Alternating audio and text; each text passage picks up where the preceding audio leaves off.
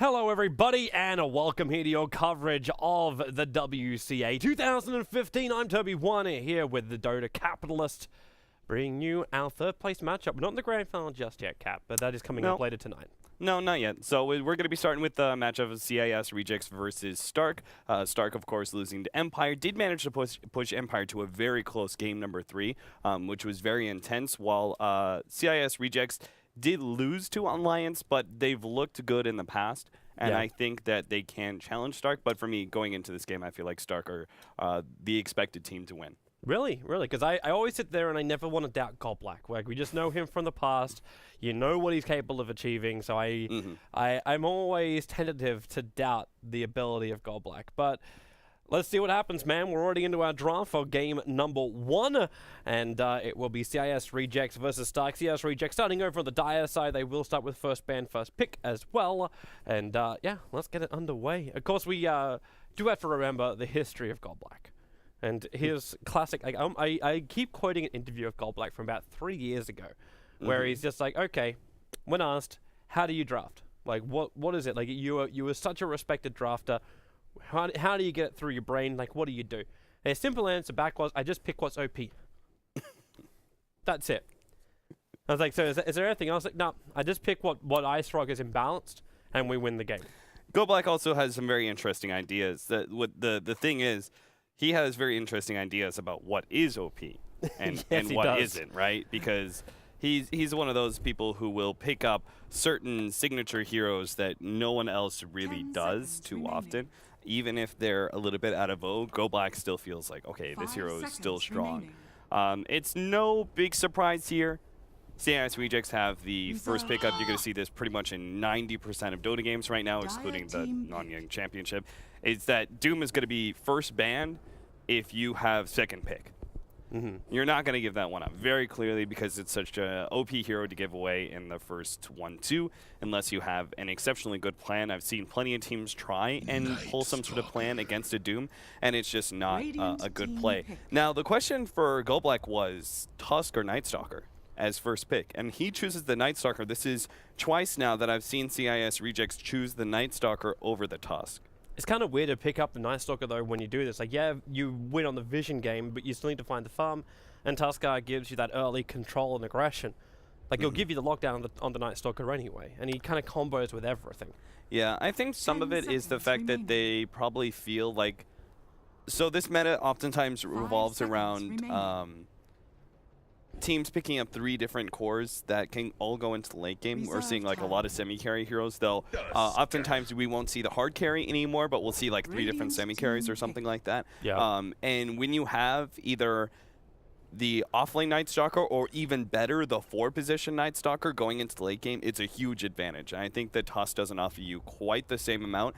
He does give you a little bit more consistent kill power because he's not based around the nighttime mechanic, but no big surprise that Stark are going to pick up the Tusk, and they actually go with the SF as well. I mean, it's Radiant side. It makes a lot of sense here. Bane immediately picked up by CIS Rejects, though, because that's a Godblack hero through and through. Yeah, he loves the lockdown, he loves the control, and Bane's kind of been his jazz for a while. Now, you're on CIS Rejects. You start with the Night Stalker as well as Bane. Like, you control the nightmares of and dreams of everything of Stark, but they have Tuskar and SF, a Radiant side SF. How is CIS Rejects meant to come over and contest these pulls? Or can they? Well, I would say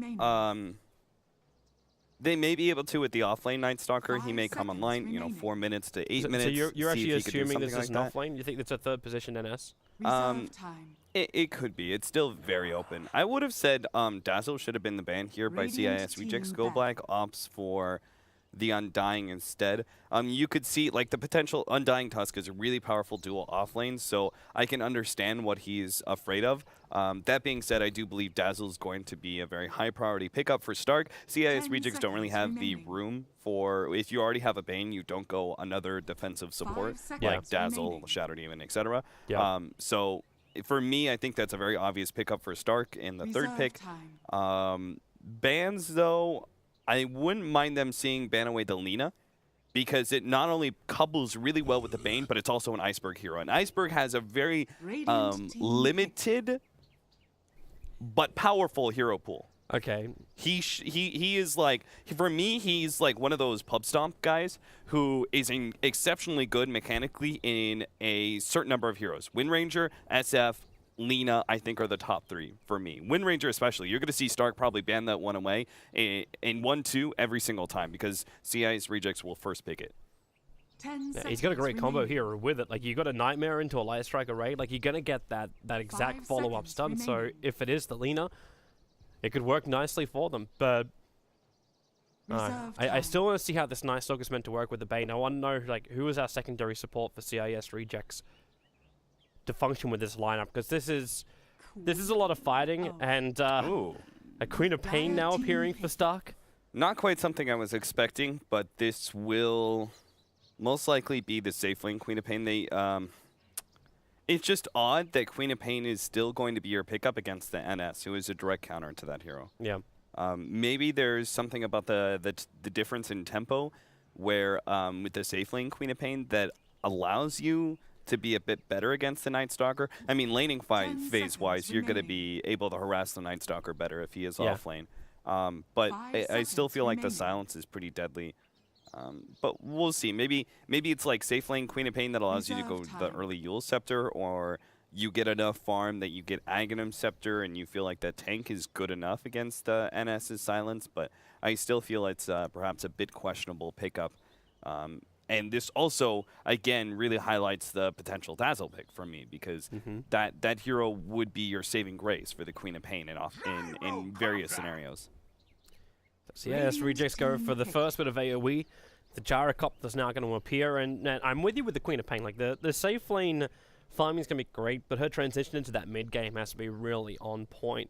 But it's also, like, probably the best way you can deal with CIS Rejects. If Godblack's always drafting what he believes is powerful and what's going to dominate the lanes, then you just get yourself the best lane as you can. Like, the Queen of Pain's normally going to be safe forever. You've got the Tusker who could also save if he needs to come in with that snowball or shards or any kind of control. Then you've got the Shadow Fiend, which could just keep flash farming up. So if you're ganking up the Queen of Pain, she'll play catch up later on with a good Sonic Wave. But the SF just flash farms to a point where no one can deal with him. And that's when you start asking yourself the question, when will the Gyro come online? When does he really start doing more damage? If this is in fact a Dazzle for Stark and you increase that armor of all of Stark when they run in, that flat cannon's going to do piddly amounts of damage. Yeah, and the minus armor is really effective in conjunction with your heroes like Tusk and SF, who are a heavy amount of physical damage. You have the minus armor stacking from the presence of the Dark Lord. The Gyrocopter, I think, was a pretty smart pickup here. And because of the fact that you know essentially what Stark's game plan is going to be, the SF is going to be the hard carry. Queen of Pain's going to be coming online early. Gyrocopter matches that early aggression while still has better late game potential than the Queen of Pain 9 times out of 10. You can be out-carried by an SF, but that's going to be on your supporting crew and your offlaner to keep the SF down so the Gyrocopter has a net worth advantage over him. Clockwork, not a surprise against a Gyrocopter, works decently well locking down the Night Stalker, and Bane has a long animation, so he's actually very susceptible to the clock as well. This is going to be one of the more dangerous offlanes, though, and this is why a hero like Tusk couldn't actually do the offlane.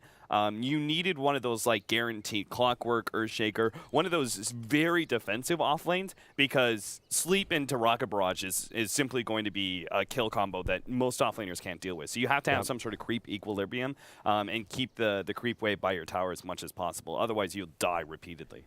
Oh, obviously, that's not going to be a great thing when you're going against a nice look at Gyrocopter. These guys will just keep going with momentum. And what? It's...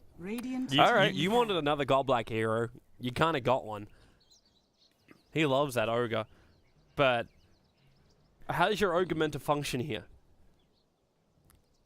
I mean, he's a nice frontline hero alongside the Night Stalker. You do need heroes in the face of Stark to be able to create room for your Gyro and your Bane, because they're two very, like, Gyrocopter early on goes in pretty heavily once he has like an SMY, maybe finished up the BKB by then, but you don't want to allow him to be initiated on necessarily, so you do need a good frontline hero. Night Stalker. But you could do the same kind of thing with something like a Clockwork who works with a Rubik who works really well up against a Clockwork, or someone like a Disruptor who then combos with the Gyrocopter. Like, you've got things like this to work with. What puts Ogre above them? The difference is probably the fact that Rubik won't provide you a whole lot of damage. You don't need another hero in the defensive tri-lane.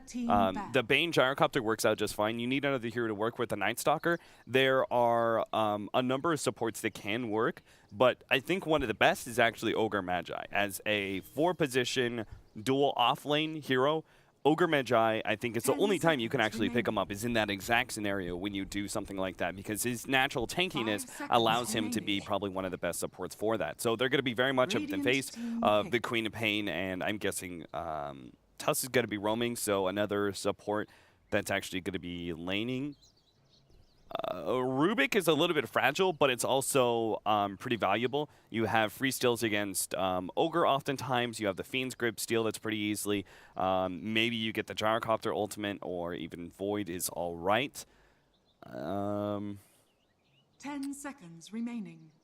Another tankier hero wouldn't be bad. And okay, that's actually the definition of a tanky support, Jakiro. That's perfect. I'm a huge Jackie fan, and with a long-range Ice Path too, you can cancel off the Fiend Script. You get good damage from the Macropire, but more importantly, now Stark actually have some really good abilities to dive under towers and push towers. Liquid Fire level 4 is so good for that, so they can feel a little bit more free underneath the dire buildings.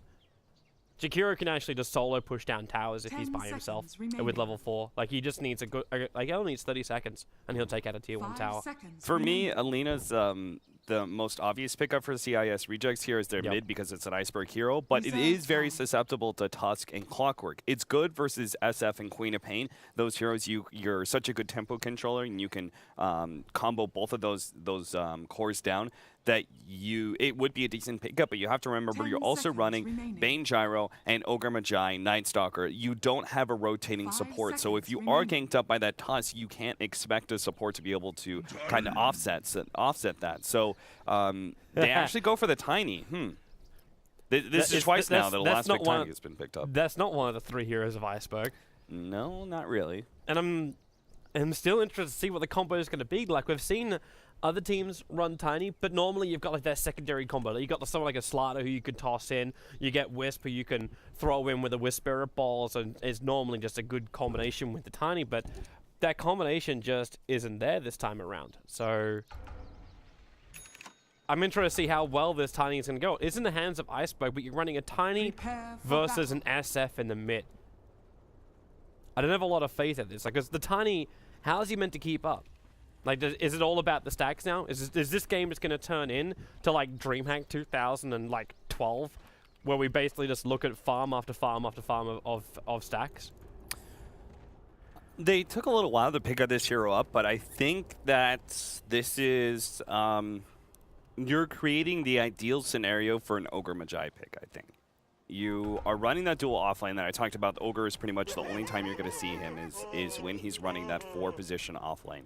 And then his Bloodlust is a poor man's replacement to the Wisp, right? You give a decent amount of movement speed and attack speed to the Tiny, which is obviously quite necessary. It makes him a more viable hero going into the late game. He's also a tempo controller. He's similar in the vein of Lina in that he can kill both of these cores, both the Queen of Pain and the SF. And that's probably where you're going to be looking at, is him going for the Blink Dagger and trying to be that hero that sets the Gyrocopter ahead and keeps the Queen of Pain and SF's farm at bay. This may not be exactly where CISR want to go. As Roger, he's the man on the front lines. Varlik's going to lock them all in with the shards, with a raise hitting so hard. The Avalanche buy a little bit more space, but that one last raise at maximum range from Nemfi will find the kill. They're trying to catch up to him, but Varlix with more raises. Iceberg's going to drop low. You do lose the SF, but the Tiny does as well, and this Dual Breath is doing work. It's only just Dual Breath. It's the Liquid Fire burning through Bane, as well as the Night Stalker, allowing Varlix to keep attacking over the tree lines. He's finally going to go down to Afterlife, now going 3-2. Varlix, there's not enough mana for anything else. If they can get the Shadow Strike, maybe they can punch into Afterlife a little bit more, but you're munching a Tango and just back the hell out of there. Really smart play there from Nemfi as he went up the hill, then turned around and threw that last close range raise that hit, I believe, 2 or 3 different heroes and ultimately secured the kill on Iceberg. Very smart, because he needed to die there. It's actually like his sacrifice there. If he had lived, he would have been in a bad position for his laning phase, but him turning around, ensuring the kill, and also ensuring his death so he can get back to lane with with the healing cell that he has now and full HP and full mana was pretty much a necessity for him. So very smart play there. I mean, bad read by CIS Rejects. They really thought because of the stats of the Ogre and the Night Stalker, they would be able to win a level 1 fight, but you have to remember that heroes like the Jakiro are actually on even, if not better, grounds than you.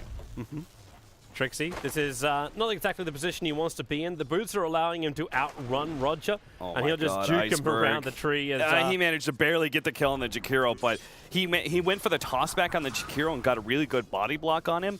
But the problem was that it's still a Jakiro. It's hard to actually kill that hero, so he had to trade off his life for it. At least he gets a little bit more experience than normal from the Jakiro, because Jakiro did take the bounty rune and survive through that bottom fight, so he is at level 2 before 2 minutes in.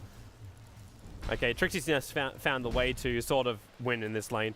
Burn off all the mana of the Ogre. No more stuns, no more ignites. He can move up in the lane, but he's out of consumables already. Like, you're 2 minutes into a game, and the Clockwork's got no consumables left. Yeah, this is pretty interesting that they're putting the Bane a little bit more priority on him and his farm, as he's the one getting CS. I kind of expected the Ogre to be there because I thought the Nightmare Rocket Barrage combo, it's so sick versus Clockwork because they're snowballing in. They're going to take 2, and they're going towards the Bane. So they realize the Goldblack's trying to do this farm. With the Breathe Fire, it actually catches both Afterlife as well as the Bane. Nightmare's over on one, Brain Saps the other, but still not enough for Goldblack to live. And Afterlife keeps the chase going, but now he has to run himself away. Won't be successful. The blink can happen right now, catching up to the Night Stalker. He goes for one last void, but the Shadow Strike will connect. And that'll be a kill coming the way of the Quap. They managed to burn through a lot of regen of Stark, but that's still not going to be enough for them to be able to recover in this lane. Yeah, this is really troublesome for CISR, because Nemphy's not really being phased at all by this ton. He's not finding enough levels. Like, they're both level 4, but you kind of need to be ahead of the SF in order to have that burst combo against him, and SF's just bottling up after Iceberg goes for his combo. And Varlik's a very aggressive rotator. He's already found 2 kills and 3 assists. No deaths on this Tusker. It's like the dream start for a Tusker. He got, of course, both of those kills in the first level 1 fight.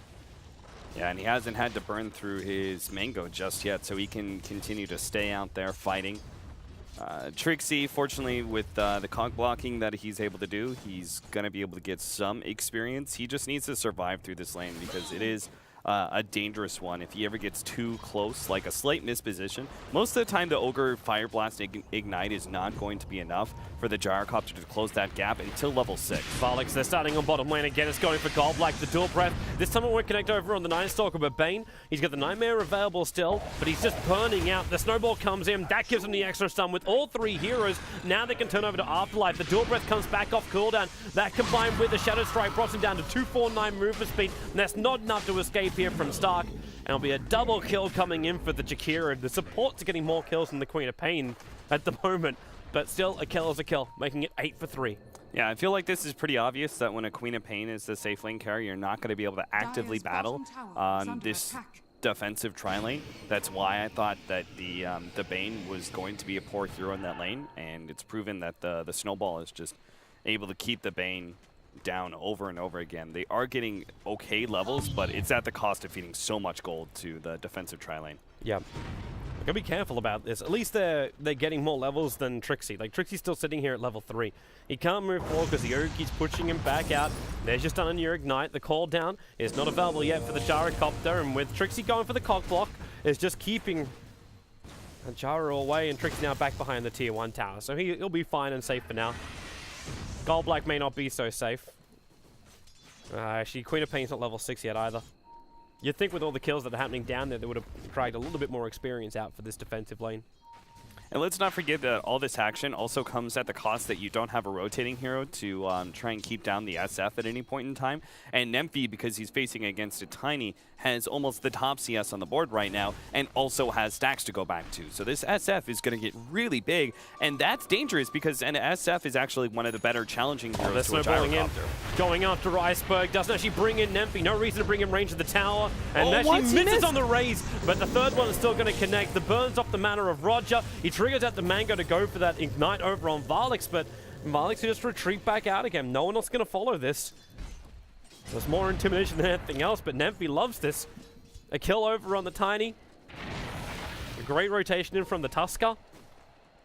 And doing what CISR can't do, rotate and kill off the mids. Even Trixie's keeping this Night Stalker in, like, this is the first 2 minutes of nighttime when CISR want to be fighting. And he's having no success. He's chasing Stark when they initiate.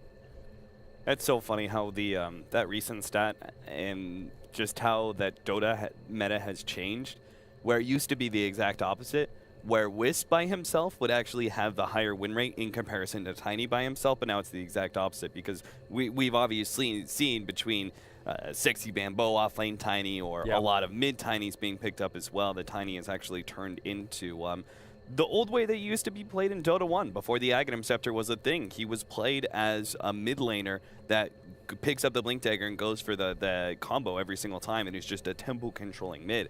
And that's kind of what we're falling back into, but he also fulfills that area where he also is a carry that can go into the late game, right? And that's pretty valuable in this meta. In fact, I'm a bit surprised that we haven't seen more of it, to be honest, simply because that is such a flavor of 6.85. It's probably the stigma from the last time Tiny tried to come back when he was run as this solo hero without the Wisp, because then he was the safe laner. Right, that was Loader, I think, that used to do it a lot with the Hand of Midas builds on the safe lane. And that's just the mindset you have of the hero, but it's actually kind of cool. You bring up the old mid-Tiny, the old tempo controller. I mean, all we need to do is just wait for, what was our other ones? The mid-Mirana? Yeah, mid-Mirana, that was definitely one of them. Go back to the original Mouse Sports lineup with Sing Sing with all of their different, because they just ran so many different tempo controllers in the mid. Oh, look at that. What a beautiful heart from Roger. Roger has been pretty hit and miss for me as a support. When I've watched him, I feel like sometimes he just drops the ball and isn't effective almost the whole entire game, and other times he's the playmaker of the duo, right? Where Go Black is kind of like defensive, sit back.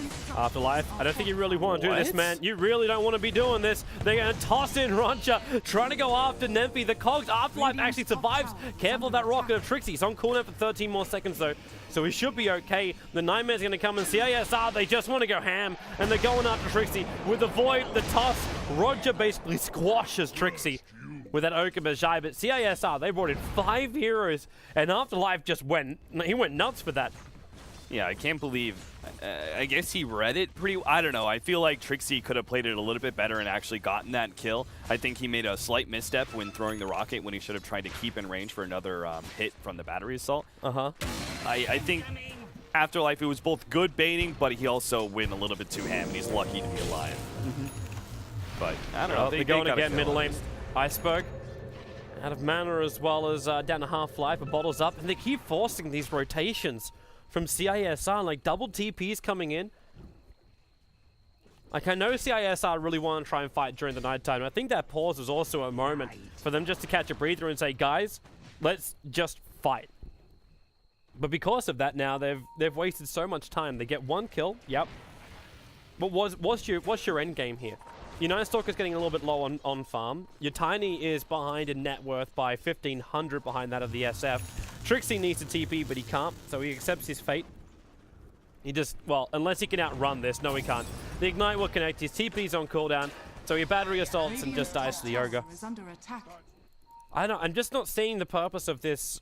Like, as I see the Ogre getting a kill, I'm still thinking it. I'm not feeling the control of the Ogre, the synergy with the rest of CISR, where they can force fights like this. I mean, that's pretty common. If an Ogre Magi, like, you have to have really strong lanes in order to make an Ogre work.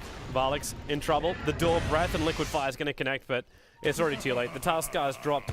He's worth some really good money as well. The problem is that the Ogre has this awkward point in time where if you don't win the level 1 and level 2 fights, he's not really valuable as a support until he gets level 7, where you have the potential multicast that start coming in, and then he has another kind of weird point where he's not really viable too much in the mid game until he gets his Aghanim Scepter in level 16. Go Black's dead. Yeah, he's dead. Yeah. Or he has a mango, he could pop it and turn around. No, he can't. That Sonic Wave is available, and now the Ice Path with that kill. Chikara finally hits level 5, getting that Ice Path. Triggers the mango, so he's got the Door Breath as well in Afterlife. Even with the stick charges, that Door Breath is so high, and the rocket flew in as well just to help ensure the kill. The kill still goes the way of the Jakiro. Black misplayed that. He could have got off the brain stab much sooner, but he waited too long, and it was the worst possible scenario. Now Iceberg's going to be caught. They actually managed to get the combo onto Valix. Really great read by Iceberg there, seeing the snowball coming, and preemptively throws down the avalanche to ensure an instant stun. Man, I'd love to have a stat about how many TPs have been consumed during this game, but it kind of feels like they've burnt at least 10 TPs trying to protect Iceberg, bringing in players after players, and we're only 9 minutes into the game. Yeah, that's pretty common. If you're running hero, I mean, Lina is very susceptible to the same kind of thing as well. She's squishier, but she also has the range advantage in that you're super susceptible to one ganking hero like a Tusk. Yep. Well, Nightmare over on Valix. He's a long way out. Iceberg's making his way over, goes for the avalanche, but too far away, and he's going to give up his life. Valix will already get... yeah, he will. He gets the kill before death, too. Buying just a fraction of a second by popping off that sigil, making him so tiny, couldn't wield his fist fast enough. Yeah, that's great for Tusk. I mean, he's up to level 6.5 because of that kill that he got solo. And he keeps this Tiny down. Like, you talk about this initiator kind of tempo controller. Right now, the Tiny's just scrambling for everything. Like, he's hoping, I'm assuming, to get into a Blink Dagger as his first primary item.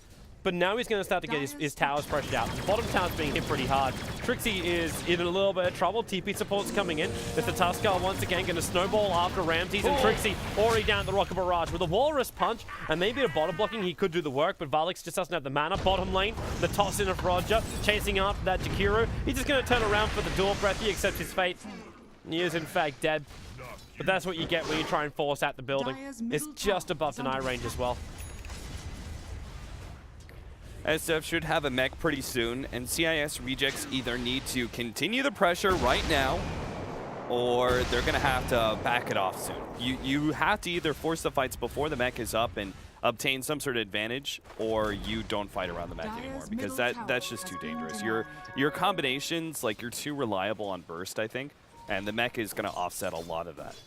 Especially against some of these tankier heroes. I mean, SF naturally tanking out when he does have the mech, and then you've got these other heroes like Tusk, Jakiro, and Clockwork all have decent HP as well. You're going to have a hard time bursting down these heroes, and if they survive long enough to get off, whatever combos they have, like Jakiro just gets off Liquid Fire and Dual Breath, he's a happy camper. I like the way that they're giving space to the Night Stalker, though. He had a really poor first nighttime, like really, really badly, and they cannot afford to get into the second nighttime without him having level 4 Void. In fact, it should be level 8. You have to have your silence as well. But what do you do, like, for this entire night, like for this nighttime, like you still have to use half of it to farm up that Night Stalker. Like, there's no other real way around it. No, they should have given him enough space to get level 7 by the 12-minute mark, and that wasn't the case. And now he's just gonna have to gank for his levels. I hope it works out, because if it doesn't, he's screwed.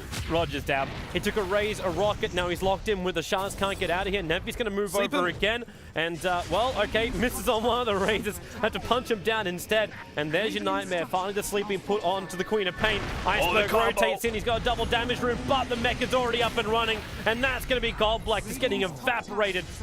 You might lose Trixie at the same time up on the top lane. Then that tier 1 tower does drop. But Stark will get a 2-hero trade-off as well as tier 1 tower in the bottom lane. That Liquid Fire will ensure it, but Iceberg, he's going back in again. The Shark's trying to isolate them. The Snowball protects the SF for a moment. He goes for the Requiem of Souls. Ends up just chipping the edge of the Night Stalker.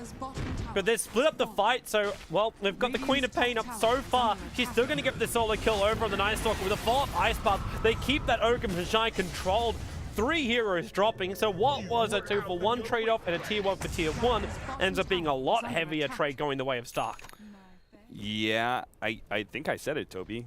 What did you say? Once the mech is complete, you don't force those fights anymore. Because you saw, as soon as he's like, oh, combo on 2 heroes, and they're like, well, back to full HP. And then he tries to go back in while the mech is still on cooldown, but it's still not enough. Like, you're not...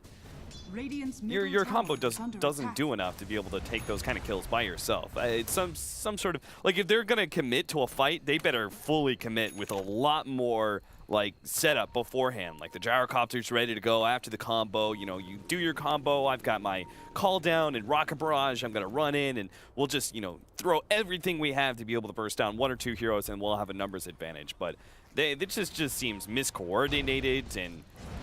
Iceberg isn't really showing. I mean, he's played the mid-tiny a couple times for CIS Rejects, but it's not a hero that I associate with him. In fact, I'm pretty sure they have a losing rate with him. Well, they might continue to lose with this smoke gang failing. They three-man smoke just above the Radiant Observer was. At least they didn't get scouted out by this, but they have no vision on the Stark side of the map at all. So they have no idea where these Stark heroes are moving. In fact, already, Stark are just 5-manning this. You said that CISR don't want to fight into something like the Mech SF kind of combo.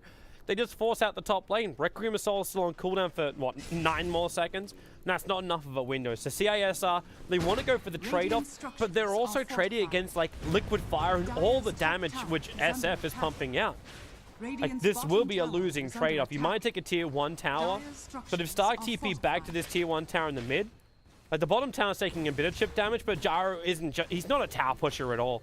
Yeah, they had the right idea, but I think they slightly mismanaged their resources. They could have taken that bottom tier, tier 1 and then... He doesn't want to be... He's right on top of the Dire Observer. At least CIS Rejects, they understood that rotation was going to come back. Yeah, sorry, you were saying. The idea being is that you keep only 1 or 2 heroes at the bottom lane because you know Stark isn't going to rotate into it, because what if there are 3 heroes in the jungle, then you're TPing into a total disaster. You just want to make the trade-off. So CIS Rejects could take advantage of that by having 1 or 2 heroes. They needed 2 heroes there because Gyro didn't have the damage yet to push out that bottom tier 1, and then they already have 3 heroes surrounding the middle tower, and then they rotate the bottom 2 into middle. If Stark try and rotate, like TP rotate into that middle tier 1 tower, they're screwed because there's 3 heroes instantly on top of them. Yep. And they could have actually taken control of 2 tier 1s.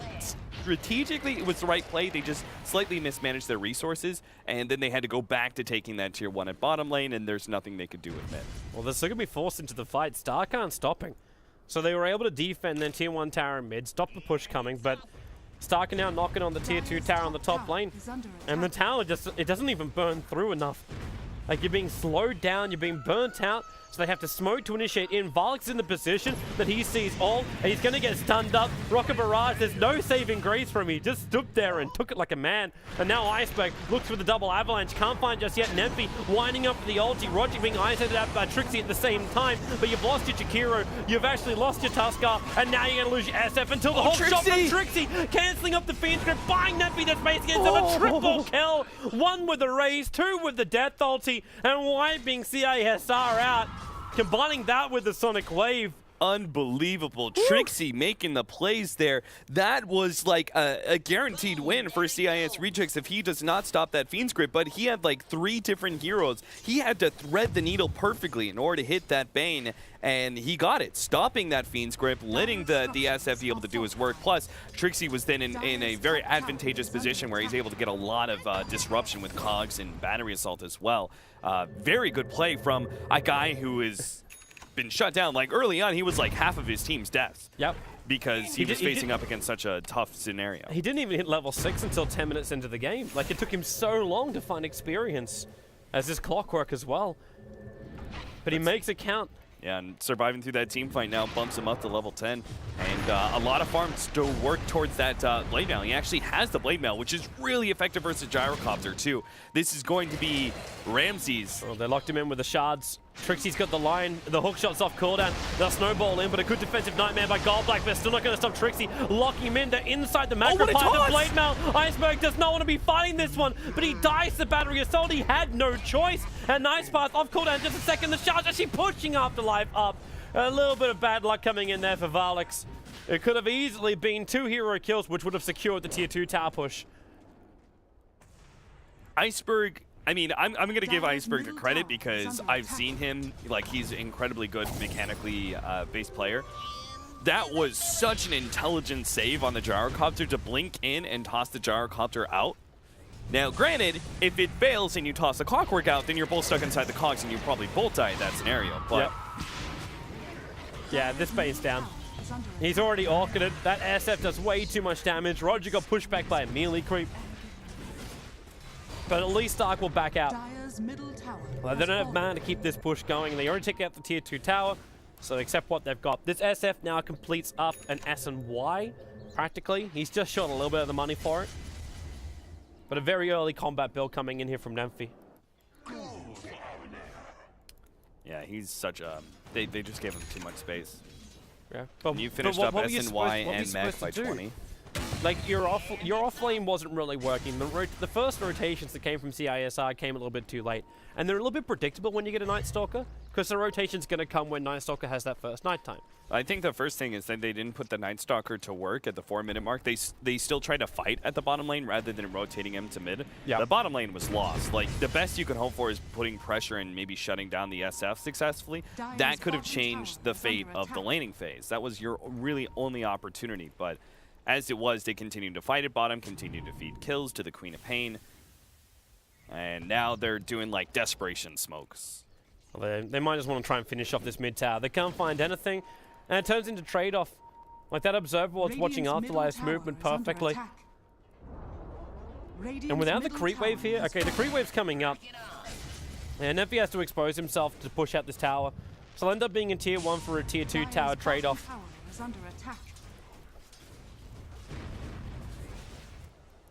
Yeah, the CIS rejects, I feel like that's, in a way, a desperation smoke. Like, it's a little erratic, doesn't necessarily have the best game plan. Like, you're going for a pick-off and tower, ideally. But Stark, their smoke was much smarter and strategic in that they were able to set up where they're going to be able to get the superior trade-off. They were more likely to get the pick, because they were operating on certain information that they have with their aggressive wards. They see that there's no one up in the top area, both the jungle as well as the entrance into middle lane. So they figure very likely they're going to find someone bottom. Either that or the enemy team smoked, and you're still in a good fighting shape. So there was multiple scenarios where Stark come out on top there, where CIS rejects, I think, are just a bit lucky that they managed to get a trade-off without losing anything. Now, this Stark patience. That's 30 seconds they waited on the bottom lane with Trixie trying to scout out with rockets, but he couldn't find an opening. Well, he couldn't find CISR. Threw the first one into the river, expecting Stark to CISR to rotate up behind them, and then threw another one over to see if they were inside the Radiant jungle / farming him. And he came up negative on both. But now CISR will finally show themselves in the lane, and Stark TP'd themselves out. They feel safe to do so. Trixie's in a great position for that bottom. Iceberg going to blink himself forward, and Trixie, yep, up he goes. Hook shot it in, keeps that cogs up with the blade mount. They still don't want to try and fight him, but you've got that movement coming in from the Queen of Pain. The shard's a little bit too far away. And Stark, they just can't track down CISR fast enough. Yeah, Trixie, I think, was pretty scared of just being blown up there, but he could have probably played a bit more aggressively and sacked himself for his team. But CIS Rejects also responded really well to that initiation. They instantly take out the cogs, and they run themselves away ahead of Stark's follow-up, which would have been the Tuss Ice Shards. Unfortunately, Volix wasn't in position to follow up the cogs, because that's the ideal scenario, right, is that you cogs you ice shards as the cogs goes out, because even once they break through the cogs, there's then another impassable barrier that they can't get through. The chase is on. The observer was scouted out most of it. In fact, they just hunt the courier at the same time. The rocket flies down, but it missed the vision of the gyrocopter. Now they've got it. Blink forward, Orchid. Sonic Wave is available as well if he wants to try and commit it, but we'll hold back on it. Again, these rockets just ticking Ramsey down. It would have been pretty close if he committed, only because the rocket landed. Though I think Boogie was in the right not to commit there, because if the rocket doesn't land, you definitely don't get that kill. Yeah. And by having the Sonic Wave too, CISR, you already dropped the gyro down, you were doing Roshan. If CISR tried to counter that and initiate in, you would still have your burst damage in a very confined area. Yeah. Iceberg is, I think the only thing you can do at this point as a Tiny is really aggressively split push. Your combination like one-shots creep waves. So between that and your natural mobility of drums and blink dagger, you can be a decently effective split pusher and just hopefully buy time, because you know Stark are going to be 5-manning a lot. So if that's where inefficiency comes in. You could take advantage of a team being in a superior team fight position by split pushing them, because they are so dependent on that team fight that they're oftentimes not willing to split up in order to address certain lanes. So if Iceberg can do that really aggressively, he can buy a lot of time for his team, and hopefully enough time for them to be able to just wait out the Aegis. But they need to do it a little bit more effectively. Afterlife's heading down to the bottom lane right now. No one's pushing out, continuing to push out mid, and that's what you kind of have to do. You have to start threatening towers in order to force Stark back. Otherwise, they'll just go, okay, it's just a creep wave. Let's just continue to 5-man into this tier 2. And maybe Stark just get to a point too where they say, you know what, even if we do lose the tier 2 tower, we're going to take a tier 3 tower in response. We're going to be able to push up and take a Rax. Like, they've got the big items coming in too. Like, the Solar Crest has already arrived. Clockwork got a little bit more life, but that Aghanim Scepter's 2k away. You've got an SF who I believe is building into a Skadi at this point. Could be something else, but he's just sitting with the ultimate orb for now. Yeah, I think Skadi's the right play. There's the 4-staff over on the Chikiro, and you've still got that that Orchid and almost Aghanim Scepter available for the Queen of Pain. So all these things together, CISR, they have to stand and fight. That pressure is going on the bottom lane, but it's all a little too late. The rocket chip damage even keeps Bane low before this fight begins. And that tower's at a 543 life. There's not much to fight with. And Afterlife is the man on the bottom lane. He's running a Midas Night Stalker, but he has to TP back ready to fight. They can trigger off the darkness and slow this push down a little bit, but they also have to use fortification. Chikiro, get in there. He wants the liquid fire. But he's very, very concerned. Good sieging so far by Stark. They're playing it pretty careful. Nymphy takes a small amount of damage, but it's still enough that they want to back up and earn up. They're just going to go with the next creep wave and finish off this tier 3. Iceberg has to make his initiation, but it's already kind of been countered. And what do? Your first damage gets negated by that mech, and you can't directly attack into Nymphy because he gets Solar Crested up as well when they push forward. Iceberg now gonna toss back over on Trixie, but Trixie 4-staff saved by the Chikiro. The cooldown will connect on multiple Stark heroes, but then with that ulti, Macropyrus will follow up Sonic Wave. A perfect double kill coming in for the Queen of Pain. They want to go deeper, but the Rax will be enough. They have 4 against 2 at the moment. Stark, the numbers advantage their way. And this will be a very easy melee Rax. Yeah, and they still have the Aegis, so they can actually back up now, and I believe they still have enough time where they can wait on the Tusk, maybe buy some items, heal up, etc., and then go for another uphill push in the middle lane. I'm not quite so sure that doing it right away is the right play, like maybe for the next 5 seconds. You've still got Liquid Fire, so yeah, until they're up, you should be okay, because look how much damage you can do. Under the cover of Liquid Fire, you take almost no damage, and in fact, you burn through the building so quickly, they've already got the tier 3 tower. Yeah, that's good. They took out the tier 3 and backed up after the supports respawn. I think it's an unnecessary risk to get too greedy in that scenario and push for the full Rax. But now the Tusk is up. Well, you got Aghanim Scepter already done. The full Skadi is done over on Nymphy. And with a double damage rune on the bottom river, like you just bowl this one up in the Queen of Pain, the physical damage is going to start to go through the roof. You've got multiple combos to come out from Stark continuously as well. Like Trixie's got another 150 gold until that Aghanim is up. He's going to just keep jumping CISR. That was a really good 4-staff save by WCA, by the way. I thought for a second Clockwork had gotten a 4-staff, and that was how he got out of that cog scenario against the gyrocopter, but then you start talking about the Ags, and I was like, oh, there's no way he has 4-staff and Ags. So WCA was actually the one who prevented Trixie from, because that was a very clear pickoff on the Clockwork. Radiant's top tower Interesting to see his second choice of item. Like with the Jakiro, like I can understand the Blink Dagger when you have something like a Yule Scepter there, because you become your own initiation. That Blink into Yule's into Ice Path is just a standard kind of combination. But when you get a 4-staff and a Blink Dagger, I'm interested to know like what the point of this is. This is the way WCA builds it actually every single time. Really? I brought up the exact same point when I saw it the first time. I was like, the Blink Dagger makes sense when you go the Yule Scepter route, etc., etc. But this is just the way he likes to play it. I think the 4-staff in order to save allies is nice. There's also a certain factor where if you have this Blink Dagger, you can get a really good Macropyre, right? Because if you're able to blink in when like the Fiend's Grip is going on in the background, you position yourself so you're able to blink in, hit him with the Ice Path, hit other heroes with the Ice Path as well, and then throw out the Macropyre, and that's just going to be right in the middle of the team fight. It's hard for CIS Rejects to work around this. I like their setup. Fight time. They're going to come in from behind, but Stark are ready for this one. Nymphy's the man in the front lines now. Remember, he doesn't have that BKP. There's still 2.4k life they have to get through. And Hookshot, it goes in right now from Trixie, initiating over on Roger, while the Bane isolated on the side. Another perfect control coming out from the Tusker, and the Ogre can't do any kind of control. The Sonic Wave will fly out, and Iceberg, how much damage can you do? Nothing when the Macro Pyre is down. It's a wall of flame separating the Queen of Pain from the rest of CISR, and GG is the call. Stark will take game number 1 here in the best of 3 for our 3rd place matchup. Just a real solid performance all around here from Stark. Yeah, I really felt like this was a perfect example of what Stark brings to the table that CIS Rejects do not. I thought that in their matchup against Team Empire, they showed a lot more strategically sound plays than CIS Rejects did against Alliance.